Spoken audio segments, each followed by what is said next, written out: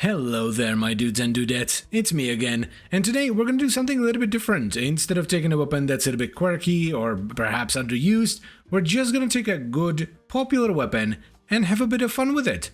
Because why not? The weapon I'm talking about is the Kuva Nukor, a secondary beam pistol that changes between enemies, does pure radiation damage, and it sports a 7% crit chance, an absolutely massive 5x crit multiplier, and a 50% status chance. This thing is pretty dope, which is why it's, well, pretty popular. It's also not that difficult to get because, well, it's a Kuva weapon, so you get it by vanquishing a lich that's wielding it, and vanquishing a lich nowadays is a matter of few hours at most. So let's give this puppy a shot, shall we?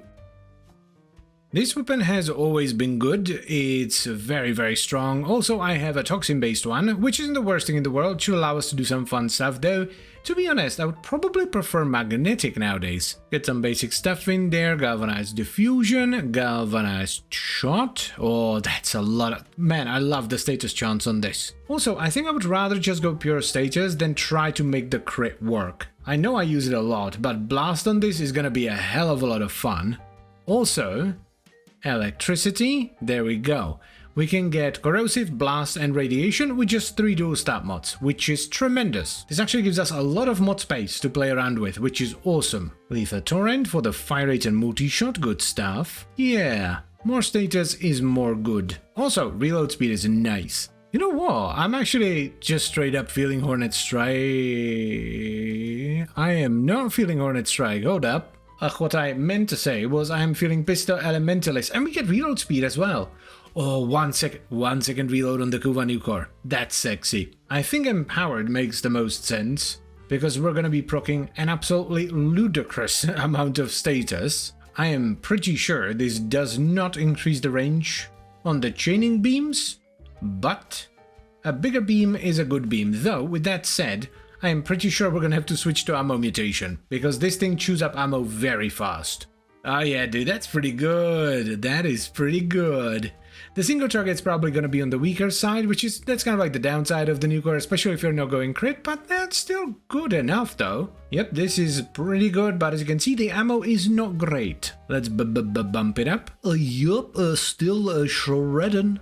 Not quite as fast as the 100, but... I mean, that's still really good though. Definitely need a mutation though. Let's get it on. Let's also add Harold for maximum memeage. Oh boy, prime for Papa. Here it comes. Oh, here it comes. Oh yeah. Spicy. Who's a good boy? I've said it before and I'll say it again, empowered setups feel amazing because they have essentially no ramp up since you get a bunch of, well, essentially free damage for free.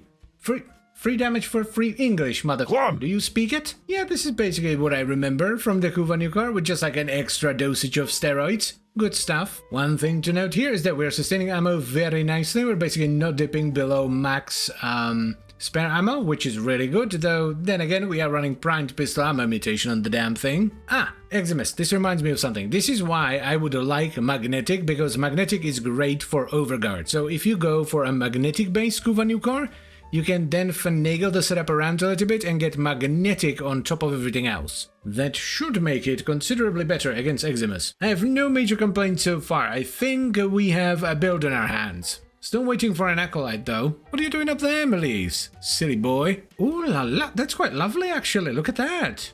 Yeah, that is far better than what I had expected. I am getting my ass handed to me though, what the hell? I think it's actually the blast doing the majority of the damage there.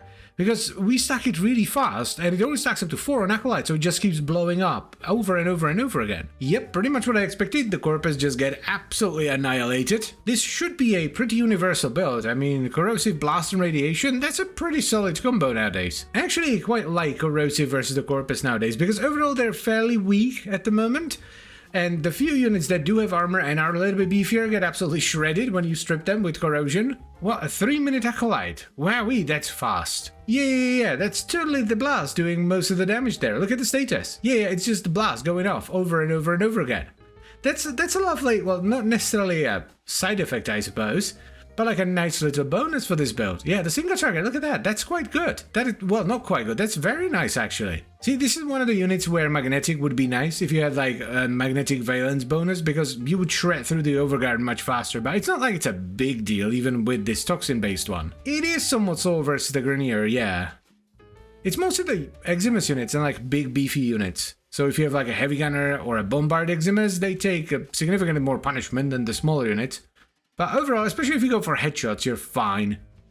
This is more than good enough. Life support is not doing well, but that's because I'm just bad at managing spawns. Oof. Wowee. Now, don't get me wrong, the Acolyte damage could most definitely be better, like there are setups that absolutely annihilate them, but like, what I mean when I say this is good is it's good for a status setup. Status setups are not great for Acolytes in general. I'm curious about the Murmur with this one. Seems pretty good. Seems pretty good, my dudes and dudettes. Yep. I've mentioned this already, but this is a very good, like, universal setup. It just works against everything.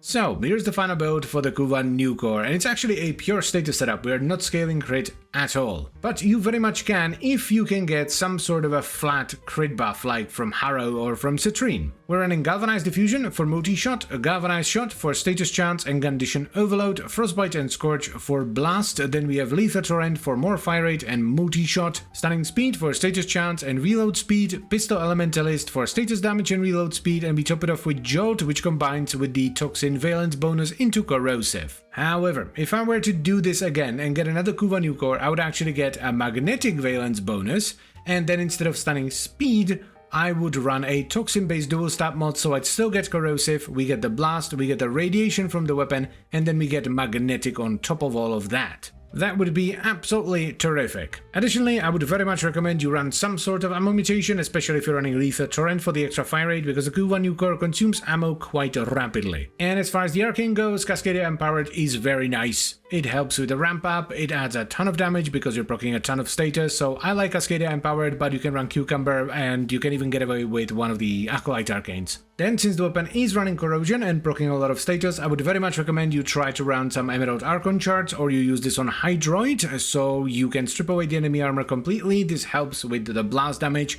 but also the Cascadia Empowered damage. It's not mandatory, but you will definitely notice a difference when you do have the shards as opposed to when you don't. And another thing that makes a difference, especially when you combine it with the Emerald Archon charts, is a good priming pad that's gonna prime Vital, as well as some additional status effects for Condition Overload. It's once again not mandatory, but you will, just like with the Emerald Archon charts, notice a difference, especially when you try it with both and then with neither. We basically all knew that this was gonna be good because it's the Kuva Nukor, and the Kuva Nukor is good. What I really like about this setup is that it shows that you can most definitely use this weapon without using some sort of an outside flat crit buff like from Harrow or a Kubro or Citrine, and the weapon will work just fine. So in conclusion, the Kuva Nukor is pretty easy to get, it's good, fun to use, and it does great damage, so I would very much recommend you give it a shot. And as always guys, I thank you very much for watching and I hope you've enjoyed the video. Then I would also like to extend a special thank you to all the channel members. Thank you very much guys, I really appreciate your support, it means a lot to me, and I'll see you next time.